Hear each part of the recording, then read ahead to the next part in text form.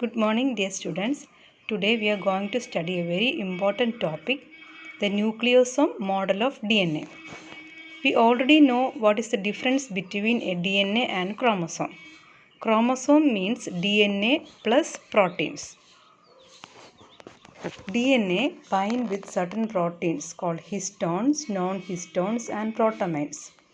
DNA and protein bind in a particular proportion and manner to form the chromosome. ഒരു പ്രത്യേക പ്രൊപ്പോർഷനിലും മാനറിലുമാണ് D N എയും പ്രോട്ടീനും തമ്മിലുള്ള assembly. ഇങ്ങനെ ഡി എൻ എയും പ്രോട്ടീനും അസംബിൾ ചെയ്തിട്ടാണ് ക്രോമസോംസ് ഉണ്ടാകുന്നത്. ഇനി ആ പ്രോട്ടീൻസ് ഏതൊക്കെയാണ് നമുക്ക് ഡീറ്റെയിൽഡ് ആയിട്ട് നോക്കാം. D N A binding proteins are 3 types: histones, non-histones and protamines. Histones are basic proteins rich in amino acid, arginine and lysine. Basic proteins പറയുമ്പോൾ അതിൻ്റെ ചാർജ് പോസിറ്റീവ് ആയിരിക്കും. We know that DNA is a negatively charged particle and the negatively charged DNA is attracted towards the positively charged histones. ഈ positive charge ഉള്ള basic proteins ആയിട്ടുള്ള ഹിസ്റ്റോൺസിൽ കൂടുതലായിട്ട് കാണുന്ന amino acid ആർജിനീനും ലൈസിനുമാണ്. Arginine and lysine are basic amino acids. There are 5 classes of histone. 5 type histone ആണുള്ളത്. H1, H2A, H2B, H3 and H4. ഇങ്ങനെ 5 ടൈപ്പ് ഹിസ്റ്റോൺ ആണുള്ളത്. Then come non-histones. Non-histones are acidic proteins. They are negatively charged. അപ്പോൾ non ഹിസ്റ്റോൺസിനും D N എക്കും ഒരു repelling ചാർജാണുള്ളത്. അപ്പോൾ എന്താണ് non ഹിസ്റ്റോണിൻ്റെ function എന്ന് നിങ്ങൾ ചോദിക്കും. നോൺ ഹിസ്റ്റോൺസ് വന്നു കഴിഞ്ഞാൽ ഡി എൻ എ അതിൽ ബൈൻഡ് ചെയ്യില്ല. പകരം നോൺ ഹിസ്റ്റോൺസിൻ്റെ ഫങ്ഷൻ ഡി എൻ എനെ അൺവൈൻഡ് ചെയ്യിക്കുക എന്നുള്ളതാണ്. Non histones are negatively charged acidic proteins. They are commonly present in the interphase chromosome. അപ്പോൾ നമ്മൾ നേരത്തെ പറഞ്ഞു ഇൻ്റർഫേസ് സ്റ്റേജിൽ ക്രോമസോം കാണുന്നത് അൺകോയിൽഡ് ആയിട്ടുള്ള റെറ്റിക്കുലമായിട്ടാണ്. ഇങ്ങനെ അൺകോയിലിങ്ങിന് ഹെൽപ്പ് ചെയ്യുന്ന പ്രോട്ടീൻസാണ് non histones. Non-histone proteins which are not associated with the DNA are called residual bodies. DNA യുമായിട്ട് അറ്റാച്ച് ചെയ്ത് കാണാത്ത നോൺ ഹിസ്റ്റോൺ പ്രോട്ടീൻസ് സെല്ലിൻ്റെ ഉള്ളിലുണ്ടെങ്കിൽ അതിന് പറയുന്നത് റെസിഡ്യുവൽ ബോഡീസ് എന്നാണ്. And then comes protamines. Protamines are also basic proteins. They are rich in the amino acid arginine. Since they are basic, they are also positively charged. The low molecular weight below 4000 Dalton. Molecular weight 4000 Dalton കഴിഞ്ഞും താഴെയാണ്. These are the D N A binding proteins. ഇപ്പോൾ D N A binding proteins ഏതൊക്കെയാണെന്ന് മനസ്സിലായി. Histones ആണ് D N എനെ coil ചെയ്യാൻ help ചെയ്യുന്നത്. Because histones are positively charged whereas D N A is negatively charged. അപ്പോൾ there is a force of attraction between these two. ഇനി എങ്ങനെയാണ് ഈ ഡി എൻ എയും പ്രോട്ടീൻസും തമ്മിലുള്ള ബൈൻഡിങ് എന്ന് നോക്കാം. That is described in detail in the nucleosome model of DNA. DNA plus protein is equal to chromatin. The condensed chromatin is called chromosome. Chromatin എന്ന് പറഞ്ഞാൽ അൺകോയിൽഡ് സ്റ്റേറ്റിലും അതൊന്ന് കോയിൽഡ് ആകുമ്പോഴേക്കും എന്തായിട്ട് മാറും? ക്രോമസോമായിട്ട് മാറും. During the first level of packing, the negatively charged DNA bind to the positively charged histone. ഹിസ്റ്റോണും 5 type ഉണ്ടെന്ന് പറഞ്ഞല്ലേ. H1, H2A, H2B, H3 and H4. ഇതിൽ H1 ഒഴികെയുള്ള ബാക്കി 4 H2A, H2B, H3 and H4ൻ്റെ 2 molecules വീതം ചേരുമ്പോഴേക്കും ടോട്ടൽ 8 ആയി. ഈ 8 ചേർന്നിട്ടൊരു ഒക്ടാമർ. 8 ഹിസ്റ്റോൺ മോളിക്യൂൾസിൻ്റെ ഒരു ഒക്ടാമർ. ഈ ഒക്ടാമറിന് ചുറ്റും double standard D N A molecule wind ചെയ്യുകയാണ്. 2 തവണ വൈൻഡ് ചെയ്യും. പക്ഷേ 2 തവണ കംപ്ലീറ്റ് ആയിട്ട് വൈൻഡ് ചെയ്യാൻ പറ്റില്ല. 1.8 times ആണ്. നമുക്ക് ഡയഗ്രം കാണുമ്പോൾ മനസ്സിലാവും എന്തുകൊണ്ടാണ് 2 തവണ കംപ്ലീറ്റ് ആയിട്ട് വൈൻഡ് ചെയ്യാൻ പറ്റാത്തതെന്ന്. അപ്പോൾ 1.8 times ഈ ഹിസ്റ്റോൺ പ്രോട്ടീനിൻ്റെ ഒക്ടാമറിൻ്റെ പുറത്തേക്ക് ഡി എൻ എ കോയിൽ ചെയ്യുകയാണ്. ഈ കോയിലിൽ 146 ബേസ് പെയറാണ് ഉള്ളത്. ഇതാണ് double standard D N A.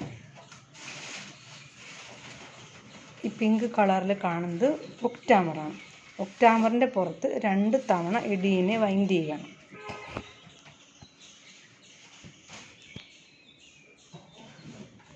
കുറച്ചുകൂടെ ഡീറ്റെയിൽഡ് ആയിട്ട് മറ്റൊരു പിക്ചർ ഉണ്ടാകും, ഞാൻ കാണിക്കാം.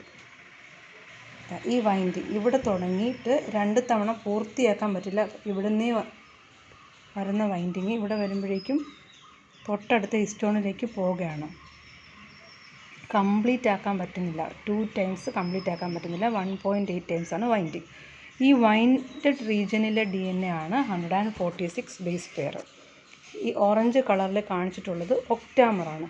This octamer consist of 8 molecules of histones, H2A, H2B, H3, H4. ഇതിൻ്റെ 4ൻ്റെയും 2 മോളിക്യൂൾസ് വീതം ചേർന്ന ഒരു ഒക്ടോമറാണ് ഈ ഓറഞ്ച് കളറിലുള്ള റീജിയനിൽ കാണുന്നത്. ഈ ഒക്ടാമറിൻ്റെ പുറത്തേക്കാണ് DNA 2 തവണ ബൈൻഡ് ചെയ്യുന്നത്.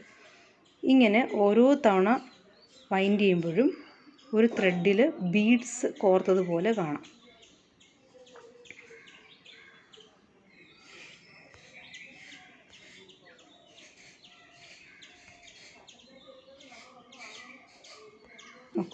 The octamer along with the 1.8 turn of DNA constitute a nucleosome. നടുവിൽ കാണുന്ന പ്രോട്ടീനിൻ്റെ ഒക്ടാമറും 2 തവണ വൈൻഡ് ചെയ്ത DNA, ഈ ഒരൊറ്റ യൂണിറ്റിനെയാണ് ഒരു ന്യൂക്ലിയോസോം എന്ന് പറയുന്നത്. Nucleosome consist of octamer of 8 protein plus 1.8 turns of DNA. ഈ 1.8 ടേൺസിൽ വരുന്ന 146 ബേസ് പെയറും ചേർന്നാണ് ഒരു ന്യൂക്ലിയോസോം. ഇത് അടുത്ത ന്യൂക്ലിയോസോം, ഇത് അതിൻ്റെ അടുത്ത ന്യൂക്ലിയോസോം. അപ്പോൾ ഓരോ ന്യൂക്ലിയോസോംസും ഒരു ചരടിൽ മുത്തുകൾ കോർത്ത പോലെയാണ് കാണുന്നത്. ഇനി അപ്പോൾ H1 ഹിസ്റ്റോണിൻ്റെ റോൾ എന്താണെന്ന് ചോദിക്കാം. H1 histone is bounded outside the nucleosome. ഇങ്ങനെ കാണുന്ന ഒരു ന്യൂക്ലിയോസോം യൂണിറ്റിൻ്റെ പുറത്ത് DNA ഡബിൾ ഹെലിക്സ് വൈൻഡ് ചെയ്തതിൻ്റെ ഏറ്റവും പുറത്തായിട്ടാണ് H1 ഹിസ്റ്റോൺ വൈൻഡ് ചെയ്യുക. Several nucleosomes are present in a chromatin. അപ്പോൾ ഒരു ക്രോമാറ്റിൻ എന്ന് പറയുമ്പോൾ ഒത്തിരി ന്യൂക്ലിയോസോംസ് ചേർന്നതാണ് ക്രോമാറ്റിൻ. ഈ ക്രോമാറ്റിൻ റെറ്റിക്കുലം എന്ന് പറഞ്ഞ ഒരു മുത്തുമാല പോലെയാണ് കാണുന്നത്. അതിൽ ഓരോ മുത്തുകളും ഓരോ ന്യൂക്ലിയോസോമിനെ റെപ്രസെൻ്റ് ചെയ്യുന്നതാണ്. The DNA strand in between the 2 nucleosome is called linker DNA, which is 8 to 12 base pair, approximately 55 base pair long. ഈ 2 ന്യൂക്ലിയോസോമിൻ്റെ ഇടയ്ക്ക് കാണുന്ന DNA ആണ് ലിങ്കർ DNA. ഈ റീജിയനാണ് linker DNA. The linker DNA is 55 base pair long, approximately 55. ഇവിടെ ഒരു ചെറിയ തെറ്റുണ്ട്. 8 to 120 base pair ആണ്. 8 മുതൽ 120 ബേസ് പെയർ ആണ്. അതിൻ്റെ ഒരു ആവറേജ് വാല്യൂ എന്നുള്ള നിലയ്ക്കാണ് 55 പറഞ്ഞിട്ടുള്ളത്. Approximately 55 base pair long. ഈ തെറ്റ് നിങ്ങൾ കറക്റ്റ് ചെയ്ത് എഴുതിക്കോണം, ഒരിക്കലും 12 എന്ന് എഴുതരുത്. 8 to 120 base pair long DNA ആണ് linker DNA region. 8 to 120 base pairs ആണ് ലിങ്കർ DNA റീജിയനിൽ കാണുന്നത്. ഇങ്ങനെ ഒരു മുത്തുമാല ഉണ്ടാകുമ്പോൾ നമ്മൾ പറഞ്ഞു. ഈ മുത്തുകളിൽ 6 മുത്തുകൾ വെച്ചിട്ടൊരു ഹെലിക്സ് ആയിട്ട് ഇങ്ങനെ വൈൻഡ് ചെയ്യുകയാണ്. 6 nucleosome wind to form a helix. ഇങ്ങനെ 6 ന്യൂക്ലിയോസോംസ് വെച്ചിട്ട് വൈൻഡ് ചെയ്യുന്ന ഈ ഹെലിക്സിനെയാണ് സോളിനോയിഡ് എന്ന് പറയുന്നത്. ഫിസിക്സിലൊക്കെ നിങ്ങൾ പഠിച്ചിട്ടുള്ള സോളിനോയിഡിൻ്റെ അതേ മോഡലിലാണ് ഇവിടെ കാണുന്നത്. The cross section of the solenoid is 30 nanometre. അതിൻ്റെ ക്രോസ് സെക്ഷണൽ ഡയമീറ്റർ എന്ന് പറയുന്നത് 30 നാനോമീറ്റർ ആണ്. The fibre is arranged upon a protein scaffold into a radial loops. Thus a condensed chromosome with approximately 1 micrometre diameter is found. നമുക്ക് diagram നോക്കി പഠിക്കാം. ഈ double helical DNA ന്യൂക്ലിയോസോമിൻ്റെ പുറത്തത് wind ചെയ്യുന്നു. 6 ന്യൂക്ലിയോസോംസ് വെച്ചിട്ട് സോളിനോയിഡ് പോലെ ഹെലിക്കലായിട്ട് വൈൻഡ് ചെയ്തിട്ടൊരു ഫൈബർ ഉണ്ടാവുന്നു. ഈ ഫൈബറാണ് ഇവിടെ കാണിച്ചിട്ടുള്ളത്. ഈ ഓരോ ഫൈബറിൻ്റെയും ക്രോസ് സെക്ഷൻ എന്ന് പറഞ്ഞാൽ 30 നാനോമീറ്റർ ആണ്. ഈ ക്രോസ് സെക്ഷണൽ വ്യൂവിൽ 6 സോളിനോയിഡ് കാണാം, 6 ന്യൂക്ലിയോസോം കാണാം. 6 ന്യൂക്ലിയോസോംസാണ് ഈ ഒരു ഫൈബറിൻ്റെ ക്രോസ് സെക്ഷനിലുള്ളത്. ഇങ്ങനെ ഒരു ഫൈബർ വീണ്ടും ഒരു പ്രോട്ടീനിൻ്റെ ബാക്ക് ബോൺ, നമ്മൾ ബാക്ടീരിയയിൽ പറഞ്ഞ പോലെ ഒരു പ്രോട്ടീൻ ബാക്ക് ബോണിൽ ഈ ഫൈബർ തന്നെ വീണ്ടും വൈൻഡ് ചെയ്യുകയാണ്. അങ്ങനെ വീണ്ടും വൈൻഡ് ചെയ്തിട്ടാണ് ക്രോമസോംസ് ഉണ്ടാകുന്നത്. അപ്പോൾ ക്രോമസോമിൻ്റെ ലെങ്ത് അപ്രോക്സിമേറ്റ്ലി 1 മൈക്രോമീറ്റർ ആയിട്ട് മാറുകയാണ്. അപ്പോൾ ഒരു ക്രോമസോമിൽ എത്ര ലെവൽ കോയിലിംഗ് ആണ് നടന്നതെന്ന് നമുക്ക് മനസ്സിലാവും. ഫസ്റ്റ് ഇവിടെ ഒരു കോയിലിംഗ് നടന്നു, പിന്നെ വീണ്ടും സോളിനോയിഡ് നടന്നു, അങ്ങനെ ഉണ്ടായ സോളിനോയിഡ് ഫൈബർ, അതായത് 30 നാനോമീറ്റർ ഫൈബർ വീണ്ടും ഒരു പ്രോട്ടീൻ സ്കാഫോൾഡിൽ വൈൻഡ് ചെയ്യുകയാണ്. ഇതതിൻ്റെ ഡയഗ്രാമാറ്റിക് റെപ്രസെൻറ്റേഷനാണ്. നിങ്ങൾക്ക് വരച്ച് പഠിക്കാൻ എളുപ്പമുള്ള ഒരു ഡയഗ്രമാണിത്. ഇതാണ് അൺവൈൻഡഡ് ആയിട്ടുള്ള ഡബിൾ സ്റ്റാൻഡേർഡ് DNA. ഇത് ന്യൂക്ലിയോസോംസ്, 6 ന്യൂക്ലിയോസോംസ് ചേർന്നിട്ടുണ്ടായ ഹെലിക്കലായിട്ടുള്ള ഫൈബർ. ആ ഹെലിക്കൽ ഫൈബർ പിന്നെയും 30 നാനോമീറ്റർ ഫൈബർ പിന്നെയും വൈൻഡ് ചെയ്യുകയാണ്. ആ കോയിൽ ചെയ്ത ഫൈബറാണ്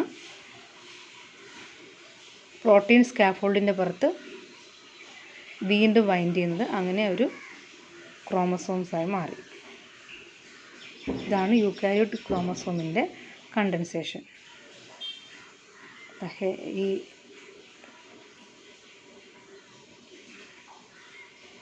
സോളിനോയിഡ് ഫൈബറിൻ്റെ നെക്സ്റ്റ് സ്റ്റേജ് വൈൻഡിങ് ആണ് ഈ കാണിച്ചിട്ടുള്ളത്. അത് വീണ്ടും പ്രോട്ടീൻ സ്കാഫോൾഡിൽ വൈൻഡ് ചെയ്തിട്ടാണ് ക്രോമസോംസ് ആയിട്ട് മാറുന്നത്. Thus, a condensed chromosome with 1 micrometer diameter is found. ക്രോമസോമിൻ്റെ ഡയമീറ്റർ 1 micrometer ആണ്. The length is approximately 2 × 10⁵ micrometer.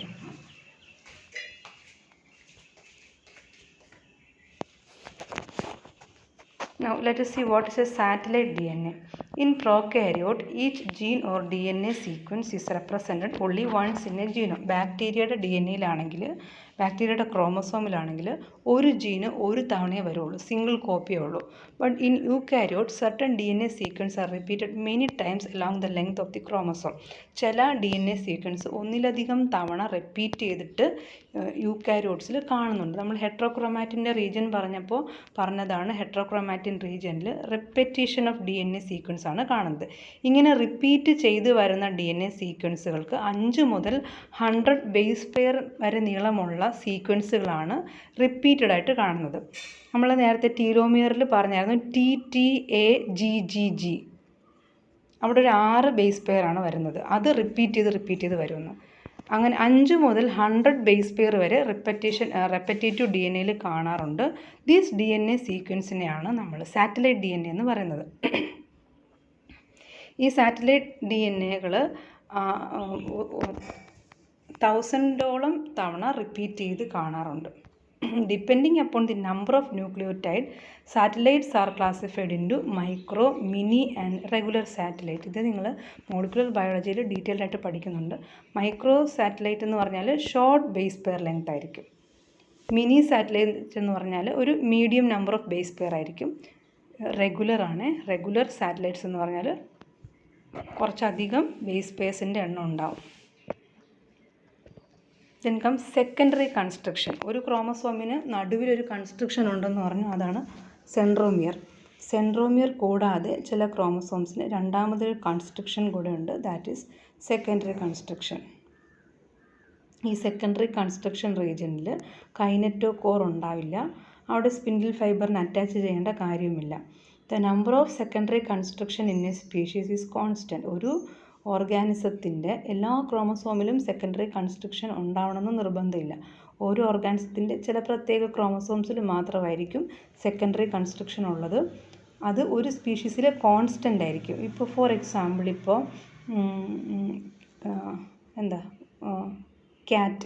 ക്യാറ്റിന് secondary construction ഉള്ള ക്രോമസോംസ് 4 ഉണ്ടെന്ന് വിചാരിക്കുക. എല്ലാ ആ സ്പീഷീസ് മൊത്തത്തിൽ അങ്ങനെ തന്നെ ആയിരിക്കും. ഇനി ഹ്യൂമൻ ബീങ്സിൻ്റെ എക്സാമ്പിൾ എടുക്കാം.